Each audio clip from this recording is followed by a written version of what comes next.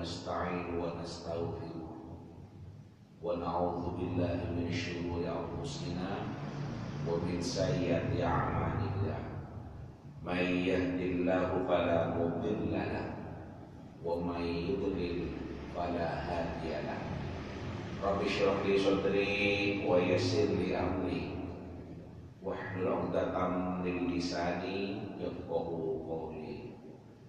Bapak Ibu sehat sekanten nggih? Alhamdulillah. Mudah-mudahan terus dengan sehat walafiat, rezekinya lancar, anak-anaknya soleh-solehah. Amin Allahumma amin. Alhamdulillah. Syukur kepada Allah Subhanahu wa taala.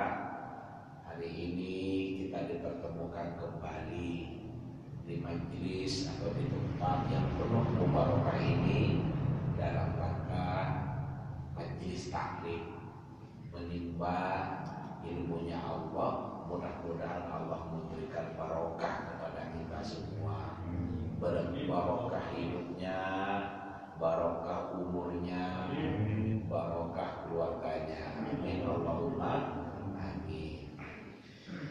Baik, mari kita mulai. Bismillahirrahmanirrahim. Wa an Abi Mas'udin Uqbah bin Umar Uqbah bin Amr wal Ansari al-Badri radhiyallahu anhu qala. Dari Abi Mas'ud Uqbah bin Amr al-Ansari al-Badri, semoga Allah ridha kepadanya. Qala, beliau berkata. Apa kata beliau? Qala Rasulullah sallallahu alaihi wasallam, Rasulullah bersabda, man dalla ala khairin falahu mislu ajri fa'ilihi.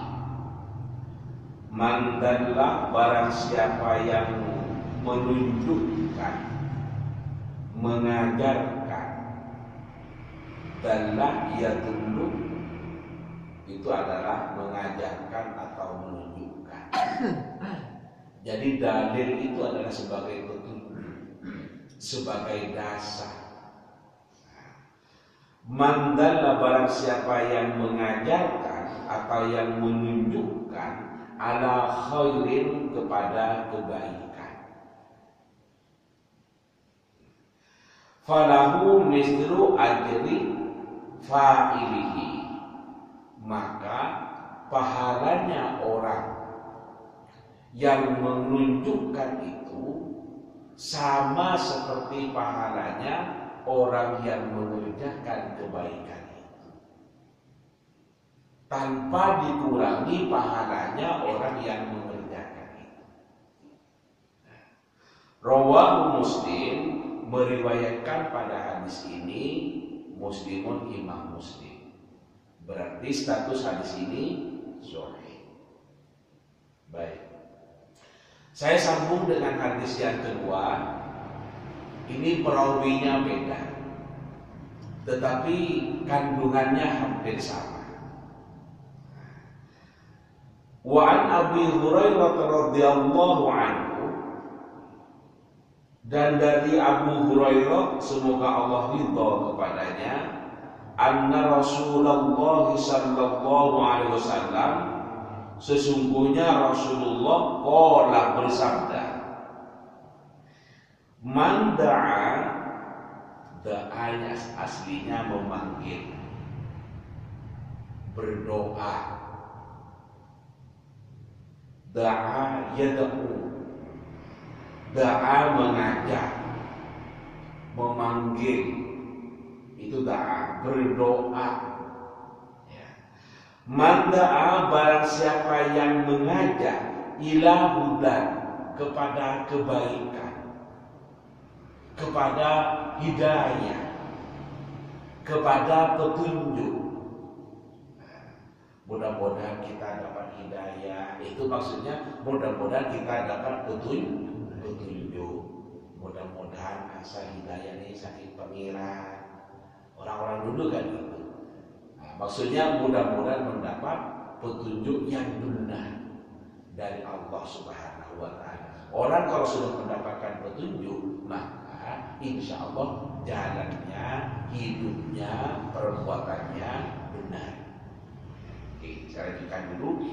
Man da'a ila hudan, barang siapa yang mengajak ila hudan pada kebaikan, kana lahu minal ajri mislu ujuri man tabi'ahu, maka orang yang mengajak itu akan mendapatkan pahala seperti pahalanya orang yang mengerjakan petunjuknya itu. Mengajak orang untuk sholat, kemudian orang itu sholat, mengajak orang untuk berjamaah, mengajak orang untuk berpuasa, maka yang mengajak itu dapat pahalanya seperti orang yang mengerjakan yang diajak itu, tanpa mengurangi pahalanya orang yang mengerjakan yang tadi hasil ajakannya itu.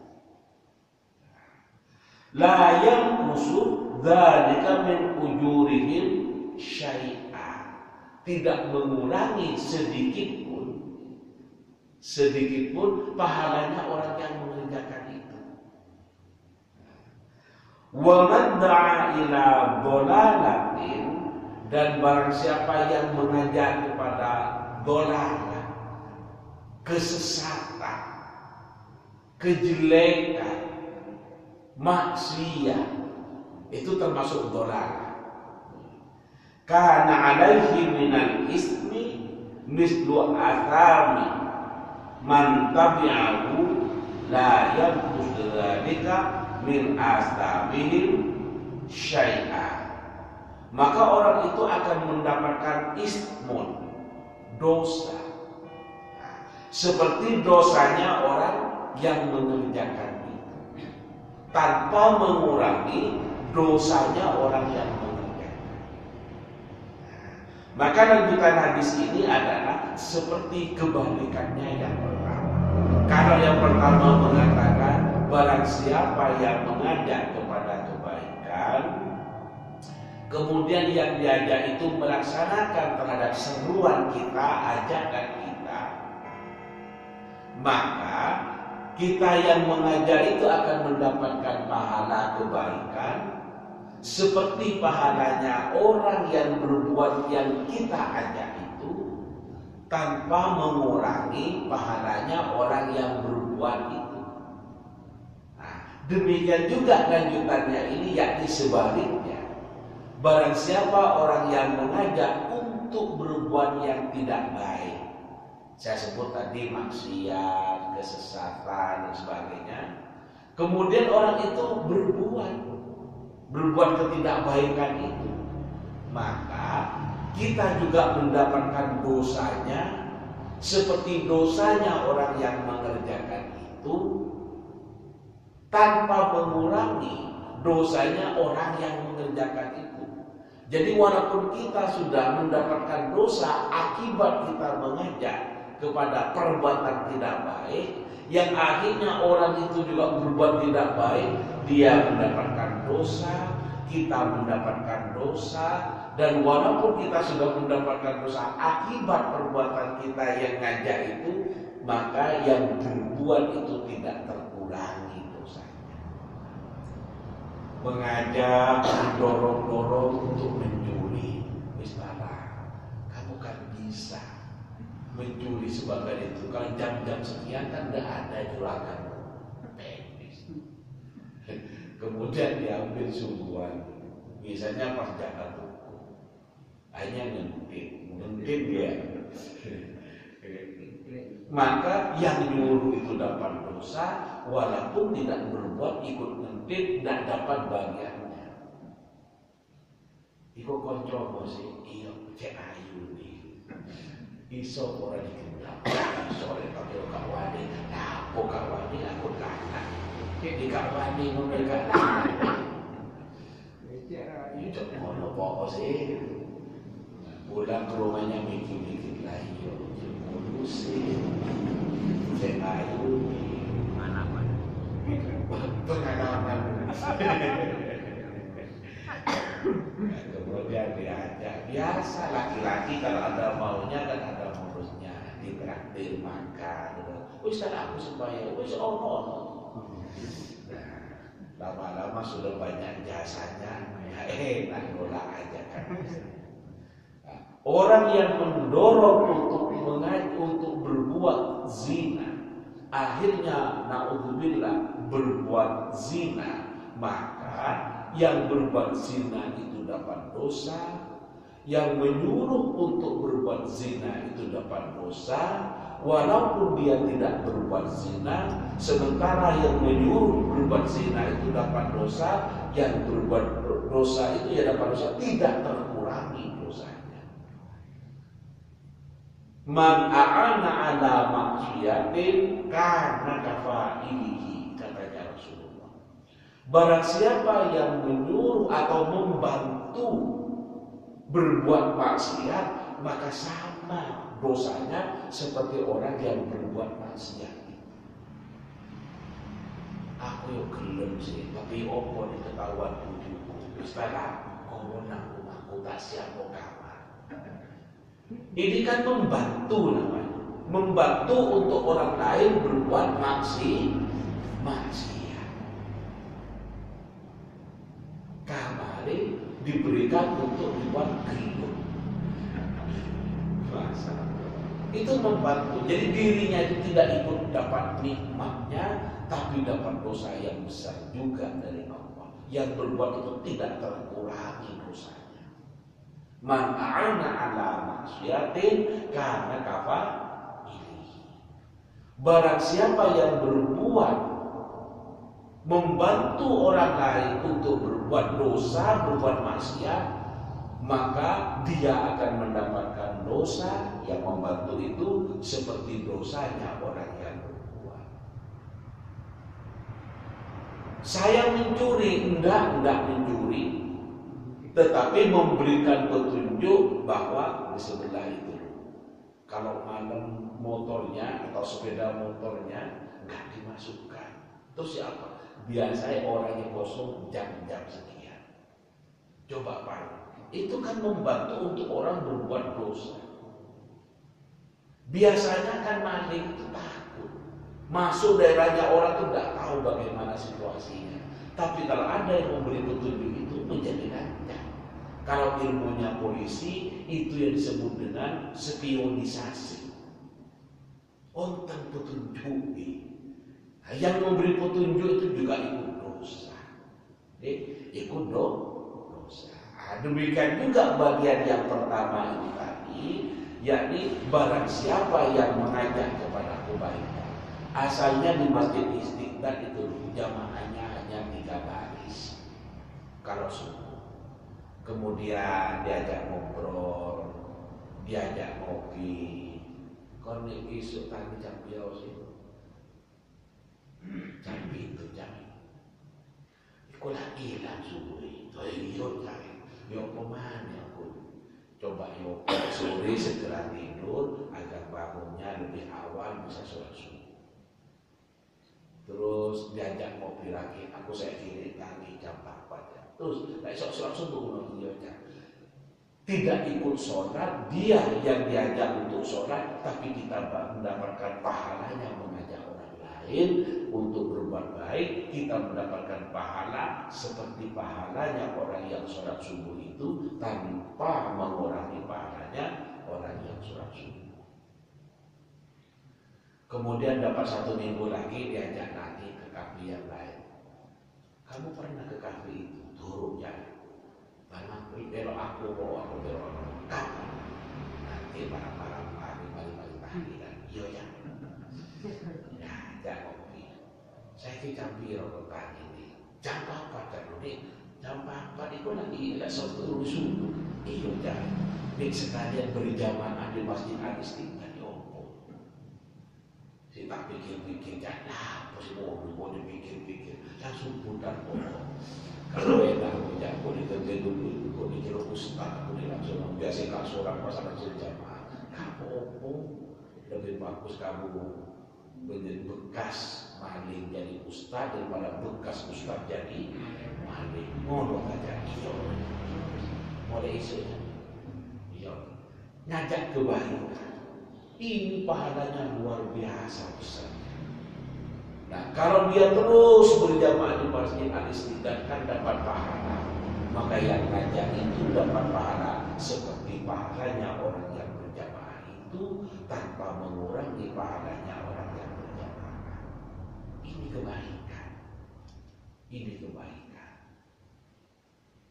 Ada temannya yang selalu tidak baik, suka ngintip uangnya orang lain. Kamu kok begitu? Iya, kalau ini itu dikasih anakmu. Iya, itu diberikan ke anakmu kan sama saja memberikan makan kepada anak dari barang haram. Ya apa mandi kamu jadi gak cukup di kamu pun. Dan dicobalah. Insya Allah akan memberikan cukup jika kamu menempuh dengan jalan yang benar. Sambil kamu berdoa, ya Allah, cukupkan rezeki kami dari barang yang halal ya Allah, sehingga kami tidak usah mencuri, tidak usah korupsi. Nah, kemudian diajak akhirnya tercukupi, maka kemudian orang itu berhenti dari perbuatan tidak benarnya. Nah, akhirnya dia menempuh dengan jalan yang benar, maka selama menempuh jalan yang benar, orang itu mendapatkan pahala, kita yang mengajak juga akan mendapatkan pahala. Bapak Ibu hadirin sekalian yang saya hormati, saya ulangi dari awal ini, Rasulullah tahu kita, man dalla ala khairin falahu mislu ajri fa'ilihi. Barang siapa yang mengajak pada kebaikan, maka orang itu akan mendapatkan pahala seperti pahalanya orang yang mengerjakan itu. Kalau saya baca dalam kitab yang lain, ini ada konteksnya, ada asbabul wurudnya, ada sebab-sebab munculnya hadis ini. Kenapa hadis ini kok muncul? Atau dengan kata lain, kenapa Rasulullah kok mengatakan seperti itu? Itu ada sebuah hadis yang dicerita yang ceritanya dari hadis riwayat Ibnu Mas'ud ini begini. Ada seseorang yang mengatakan kepada Rasulullah, datang kepada Rasulullah kemudian mengatakan begini, wahai Rasulullah, saya tidak punya tunggangan unta, kendaraan zaman itu hanya unta, tidak pakai vario Pak, saya tidak punya tunggangan unta ya Rasulullah. Kemudian Rasulullah mengatakan, saya juga tidak punya. Kemudian ada sahabat yang di sebelahnya Rasulullah, ada menyebut si A misalnya, si A itu punya, maka bisa menghubungi ke sana. Di situ punya tunggangan unta yang belum dipakai, karena untanya lebih dari satu. Kemudian Rasulullah mengatakan, man dalla ala khairin kana falahu mislu ajri fa'ili. Barang siapa yang menunjukkan kepada kebaikan, maka pahalanya seperti orang yang berbuat. Jadi itu hanya menunjukkan tentang tunggangan, tentang kendaraan. Karena itu adalah memberikan kondisi atau kontribusi positif pada seseorang. Karena seorang itu membutuhkan, itu sudah termasuk sebuah kebaikan. Sudah termasuk pada sebuah kebaikan. Itu sudah mendapatkan pahala. Sama saja dengan di sini misalnya, Pak,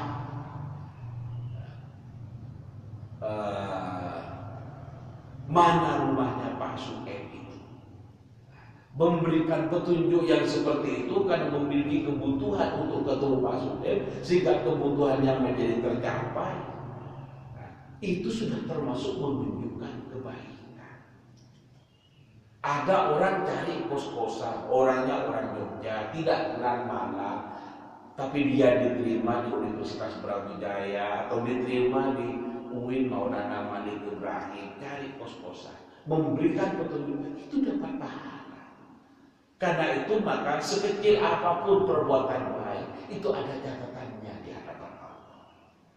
Dan itu adalah membawa keberkahan hidup karena kita memberikan kebaikan kepada orang lain. Dengan demikian maka berbuat baik bukan hanya menggunakan sedekah yang keluar kita, memberikan petunjuk yang benar kepada orang, itu juga termasuk sebuah kebaikan. Jadi, termasuk sebuah kebaikan. Man dalla ala khairin falahu mithlu ajri fa'il. Itu. Kemudian saya padukan dengan ayat yang lain. Orang yang hanya memberikan petunjuk, dirinya kan tidak mengerjakan. Itu saja sudah dapat pahala yang besar. Nah, apalagi dirinya sudah istiqomah melaksanakan. Tentu dalam hadis ini adalah kita tidak hanya disuruh agar menyuruh orang lain berbuat baik tanpa dirinya berbuat baik, tentu tidak seperti itu. Ini hadis ini adalah menunjukkan tentang betapa besarnya orang yang pahalanya, orang yang mengajak kepada kebaikan itu meskipun dirinya tidak berbuat.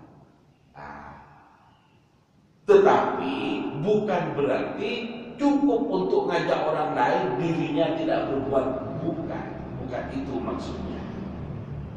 Kita mengajak kepada orang lain aja, kemudian orang lain mengerjakan, kita sudah mendapatkan pahala. Apalagi kita sudah istiqomah mengerjakan, tentu ini yang Allah. Tentu itu yang utama. Bahkan orang yang hanya mengajak kepada kebaikan, tetapi dia tidak berbuat kebaikan itu, maka ada ancamannya dia dari Allah. Lihat dalam Al-Quran, ya ayyuhalladzina amanu, katanya Allah, wahai orang-orang yang beriman, lima taquluna ma la taf'alun, mengapa kamu mengatakan sesuatu yang tidak kamu kerjakan? Kabura maqtan 'indallahi an taqulu ma la taf'alun. Sangatlah dibenci di sisi Allah jika kamu mengatakan apa-apa yang tidak kamu kerjakan. Nah, dari dua ini mari kita sikapi dengan cara yang bijak. Ya. Di mana cara kita mencarikan titik temu agar luaran dari perbuatan kita menjadi bijak? Nah, satu, mengajak kepada orang lain itu kepada kebaikan, itu sudah bagus dan kita akan mendapatkan pahala seperti pahalanya perbuatan orang yang kita ajak. Nah, apalagi kita mengajak, tidak sekedar mengajak, tapi kita sudah istiqomah melaksanakannya. Demikian juga mafhum mukhalafahnya atau kebalikannya, mengajak untuk orang tidak mencuri, itu sudah mendapatkan pahala karena mengajak untuk tidak berbuat maksiat. Tapi bukan berarti itu adalah tidak apa-apa kalau saya mencuri. Yang penting saya mengajak orang lain untuk tidak mencuri, kan sudah dapat pahala. Saya mencuri ya dapat dosa, nanti kan imbas. Dapat pahala karena sudah mengajak orang lain, dapat dosa karena berbuat, kan impas. Tidak begitu logikanya. Ya, ini logika yang sesat. Nah, caranya yang dimaksud dari ini adalah kita berbuat baik, kita istiqomah untuk melakukan ketaatan, untuk berbuat kebaikan, kemudian kita juga mengajak orang lain untuk tidak berbuat maksiat dan untuk istiqomah berbuat kebaikan. Nah, tadi, jadi titik temu antara dua dalil ini, yang satu mengajak saja kepada kebaikan sudah dapat pahala, yang satu dari dalil ini mengatakan bahwa barang siapa yang hanya ngomong roh tapi awak dhewe tidak melakukan, maka itu adalah dibenci oleh Allah dan sangat dimurkai oleh Allah. Maka titik temunya kita itu harus berbuat baik dan meninggalkan maksiat. Kemudian kita harus juga mengajak orang lain agar bersama-sama berbuat baik dan sama-sama meninggalkan maksiat. Simpulannya adalah seperti itu.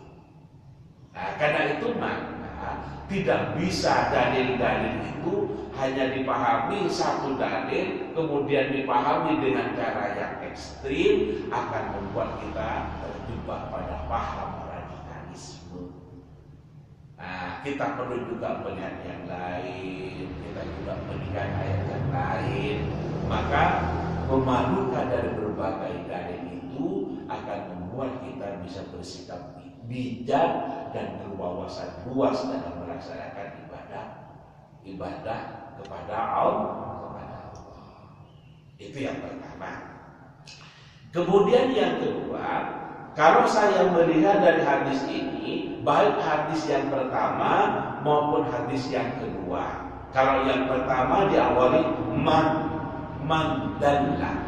Kalau yang kedua man da'a ila huda. Man artinya barang siapa. Ini menunjukkan keumuman. Artinya siapa saja yang mengajak kepada kebaikan itu akan mendapatkan pahala. Siapa saja yang mengajak kepada kejelekan itu akan mendapatkan dosa. Bukan hanya ustaz, bukan hanya kiai yang mengajak kebaikan, tapi siapa saja. Karena itu contoh yang saya sebutkan tadi itu adalah digambarkan tentang kehidupan sehari-hari, ya, yang bisa saja seorang tukang, seorang kuli mengajak kepada temannya ke kafe, kemudian di kafe didakwai, diajak kepada kebaikan. Ini kan menunjukkan tidak harus pejabat, tidak harus pengasuh pesantren, siapa saja. Kemudian yang pertama ini man dalla ala khairi. Barang siapa yang mengajak pada kebaikan. Kalau dilihat dari ilmu nahwu, khairi itu adalah nakiro, bukan makrifah. Karena nakiro maka itu menunjukkan keumumannya. Ini kan mendukung pada kalimat yang sebelumnya, man, barang siapa. Artinya kan umum. Ditambah dengan lanjutan dari redaksi hadis ini, khairin, yang itu kalimat nakiro bukan makrifah, yang berarti menunjukkan keumumannya. Maka dalam hadis ini adalah menunjukkan kepada umum, yakni siapa saja. Siapa saja. Jadi yang mengajak kebaikan untuk ajak jamaah di al-istighfar tidak harus pahlawi. Siapa saja temannya, misalnya tetangganya, itu juga sama-sama akan memperoleh kebaikan. Akan memperoleh kebaikan. Tentu sebaliknya demikian. Yang mengajak kepada kejelekan, kon lapo sih adik dan masjid buang-buang waktu. Sholat di rumah lapo doai. Ini kan menggembosi semangat berjamaah. Ini juga dapat dosanya. Naudzubillah. Ajak kebaikan, ayo menyemarakan. Masjidnya megah, luar biasa. Saya lihat masjid Al-Istighfar ini megah. Dan yang unggul lagi adalah kebersihannya, luar biasa. Dan yang tidak memiliki mungkin ada atau ya yang lain lagi. Yang berbeda pokoknya itu adalah kompaknya antara yang muda dengan yang sepuh. Ini luar biasa. Kerjasamanya itu tidak semuanya di masjid lain begitu. Ini luar biasa. Nah, kalau ditambah ada yang mengajak berjamaah, tambah bagus. Nah, tetapi namanya orang hidup, kadang siang itu cari nafkah, ada yang jadi tukang, ada yang jadi kulinya, ada yang kerja di kantor, sehingga tidak bisa hadir berjamaah. Kita perlu maklumi bersama, karena mencari nafkah itu juga dapat pahala. Kok bisa kita cari uang untuk dapat pahala? Karena orang cari uang untuk menafkahi istri, menafkahi keluarga, menafkahi anak, itu perintah dari agama. Maka melaksanakan perintah agama itu adalah dapat pahala. Jadi bapak-bapak bekerja cari uang untuk menghidupi anak dan istri, itu dapat pahala. Dapat pahala. Nah, kalau kemudian karena sedang cari nafkah tidak bisa berjamaah di Masjid Al-Istiqlal, kita perlu maklumi bersama. Hanya tidak berjamaah ke Istiqlal kemudian dikatakan kafir. Dan payah itu. Lo kafir, lo tidak berjamaah. Ya, berjamaah itu pahalanya banyak.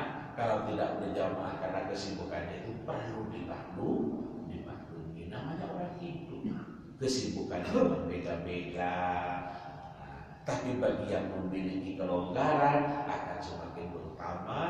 Kalau syiar masjidnya itu semakin tampak, syiar Islamnya semakin tampak, karena jamaahnya banyak, tambah sabar silaturahim, tambah ketemu ngobrol, tahu sehatnya tetangga. Tadi saya ketemu di masjid, berarti apa? Tahu bahwa sehat. Dan kalau terus saja di masjid, nggak datang ke masjid, pasti ditanyakan. Seperti yang Pahlawi ini kan mimami terus coba nggak hadir, pasti coba bertanya, beliau kemana? Kok nggak mimami? Sakit kan tahu sakitnya tetangga. Silaturahmi, beliau kemana? Beliau sakit. Aku pikiran tuh mas, nggak berubah-ubah. Jadi pikiran sih pun jadi balik wis dah coba mono-mono gak enak kalau muncul dulu. Kalau dicurigai Pak Lawi.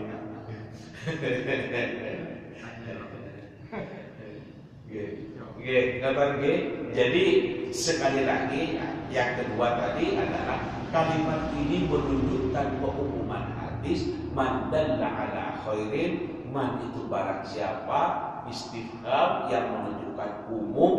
Kemudian khairin kalimatnya itu dalam berbentuk nakirah yang juga menunjukkan umum, maka ini mengandung makna atau mengandung arti siapa saja yang mengajak pada kebaikan, bukan hanya ustaz atau kiai, semua akan mendapat pahalanya dari seruan kebaikan itu.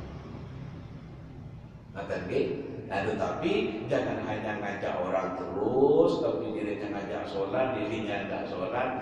Jangan begitu. Ada ancamannya juga dari Allah, yakni kabur maktan indallahi at-taqulu ma la taf'alun. Sangatlah dibenci di sisi Allah jika kamu mengatakan apa-apa yang tidak kamu kerjakan. Kita kerjakan kebaikan itu, kemudian kita ajak orang lain. Nah, apa bisa kalau kita belum mengajak orang lain untuk berbuat baik? Bisa. Tak tergantung dari konteksnya. Contohnya apa? Melihat tetangganya rizkinya lancar, ekonominya bagus, badannya sehat, tapi belum haji. Kemudian didorong, diajak untuk haji. Sementara dirinya belum haji karena memang ekonominya tidak cukup untuk mendaftar biaya haji. Untuk daftar haji tidak cukup. Maka yang seperti ini boleh tetap mendapatkan kebaikan. Dirinya belum berhaji, mengajak dan mendorong orang untuk berbuat haji, orang yang sudah secara fisik dan secara ekonomi memiliki kecukupan untuk melaksanakan haji, maka kita tetap dapat pahala mengajak orang berbuat haji meskipun kita belum melaksanakan haji. Kondisi orang memang berbeda. Kondisi orang memang berbeda. Jadi tidak bisa dikebiak-biak kalau belum dirinya melakukan, tidak boleh untuk mengatakan kepada orang lain atau mengajak orang lain. Tidak sebegitunya. Kita lihat konteksnya. Contohnya seperti tadi, Ada orang kaya, tanahnya banyak. Di sana ada tanahnya, di sana ada tanahnya. Kemudian didekati, Mbak, tanahnya yang sana wakafkan ke masjid Nopo Obat. Di situ itu tidak ada masjidnya, ada tapi jauh. Untuk memperdekat tempat ibadah kepada jamaah di lingkungan situ, yang situ jadikan musola atau jadikan masjid Nopo Obat. Mengajak orang untuk mewakafkan tanahnya, sebagian tanahnya, tapi dirinya tidak mewakafkan karena memang dirinya tidak punya, tidak apa-apa, boleh. Artinya tidak termasuk dalam konteks ayat ini yang dibenci oleh Allah, karena mengatakan dirinya tidak melakukan, tidak termasuk yang seperti itu. Kalau dirinya memang tidak mau, tidak punya tanah, mau mewakafkan tanah yang mana, yang ditempati dirinya saja di pas-pasan. Sementara ada abah di sebelahnya, tanahnya kok luas, Mbah. Kita mati, kuburan kita nunun kepada orang lain, Mbah. Dan yang kita tempati kuburan itu wakafnya nenek moyang kita dulu. Di sebelah itu, Pak, makamnya sudah mau penuh, Mbah. Jenengan akan ke tanah yang luas di sana. Gimana kalau sebagian, Pak, diwakafkan untuk makam, Mbah? Misalnya gitu. Kamu itu loh tidak wakaf makam, kok nyuruh saya wakaf makam? Ini bukan ngomotan. Katanya Ustaz, kabur makam akan dibenci loh sama Allah kalau mengajak orang dirinya tidak berbuat. Dan kamu tidak pernah berbuat mewakafkan tanah untuk makam, kok mengajak orang? Ya bukan. Nah, makanya saya padukan dari dua ayat ini, mengajak kepada kebaikan itu sudah dapat pahala, tapi kalau hanya mengajak toh dirinya tidak berbuat, itu juga dibenci oleh Allah. Disinilah titik temunya, lihat konteksnya. Ngajak orang untuk tanahnya sebagian diwakafkan. Makam-makam yang ada itu kan bukan milik negara. Rata-rata atau 99% makam itu adalah wakaf dari nenek moyang kita. Nah, kalau orang-orang dahulu bisa mewakafkan, kenapa kita tidak? Yang namanya makam, jenazah yang masuk atau mayat yang masuk itu terus bertambah, sementara tanahnya kan tidak bertambah, pada saatnya akan habis. Nah, kalau generasi sekarang tidak ada yang mewakafkan, ya bisa jadi nanti generasi kita nggak dapat tempat. Masa ngontrak dibawa terus kan. Kalau dia di Jakarta pun ngontrak. Kalau bapak saya meninggal kemudian dikuburkan di sana, itu datang ke juru kuncinya untuk menguburkan di situ, itu kontrak berapa tahun, Pak? 5 tahun. Nah, kalau 5 tahun bayar sekian ke juru kunci. Nanti kalau 5 tahun diperpanjang lagi. Nah, kalau tidak diperpanjang, tempatnya itu ditempati orang lain. Nah, seperti itu, ya sudah nggak ada tanahnya. Penduduknya padatnya kayak gitu Jakarta. Nah, apakah itu akan terjadi, Pak, di Malang? Bisa saja terjadi. Yang datang ke Malang kan terus. Malang memang menarik. Hawanya dingin, tempat pendidikannya banyak. Ya lama-lama bisa habis. Nah, kemudian ada yang mengajak datang kepada abah yang punya tanah banyak. Bah, tanahnya Tenggrigo diwakafkan Obah. Oh iya, bukan kan? Wah, itu dapat pahala yang banyak. Yang punya tanah, yang tidak punya tanah jangan dicatat. Nggak Bapak Ibu hadirin sekalian yang dirahmati Allah, mungkin itu saja yang bisa saya sampaikan pada kesempatan pagi ini. Mudah-mudahan ada barokah dan manfaatnya.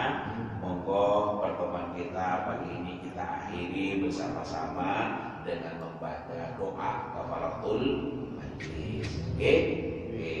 Monggo sareng-sareng. Bismillahirrahmanirrahim. Subhanakallahumma wa bihamdika asyhadu an la ilaha illa anta astaghfiruka wa atubu ilaik. Alhamdulillah. Demikian yang dapat kami sampaikan, kurang lebihnya kami mohon maaf. Hadanallahu wa iyyakum ajma'in ila shiratal mustaqim. Wallahu muwaffiq ila aqwamit thoriq. Assalamualaikum warahmatullahi taala wabarakatuh.